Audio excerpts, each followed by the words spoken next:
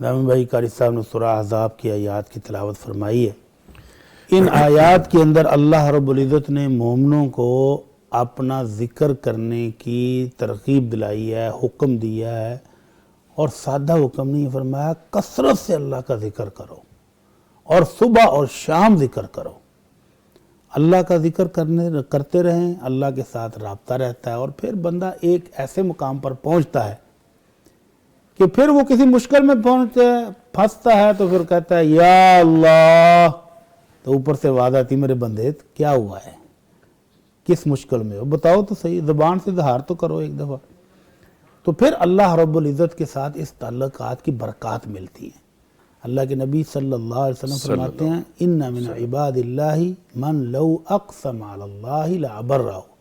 اللہ کے بندوں میں سے کچھ درویش ایسے بھی ہوتے ہیں کہ اگر وہ اللہ کو قسم ڈال دیں تو اللہ ان کی قسم بھی پوری کر دیتا ہے۔ سبحان اللہ۔ تو یہ تعلق بنتا ہے اللہ کا ذکر کرنے، صبح شام اٹھتے بیٹھتے اللہ کا ذکر کرتے رہے، سبحان اللہ، الحمدللہ، اللہ اکبر، لا الہ الا اللہ، اپنی زبان کو ہر وقت تر رکھیں تو پھر بات بنتی ہے۔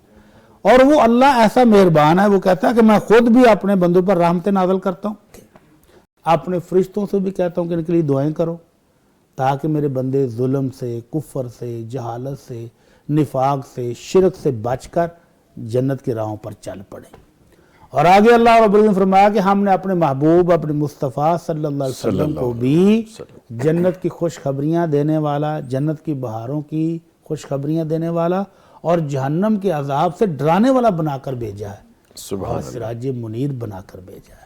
اللہ رب العزت ہمیں اپنے محترم، اپنے پیارے، اپنے محبوب نبی صلی اللہ علیہ وسلم کی اطاعت کی توفیق دے، آپ کی ہدی پر، آپ کی سیرت پر کاربند ہونے کی توفیق دے، اور آپ کے سکھائے ہوئے طریقوں کے مطابق اللہ کا ذکر کرنے کی توفیق عطا فرمائے۔ آمین یا رب العالمین۔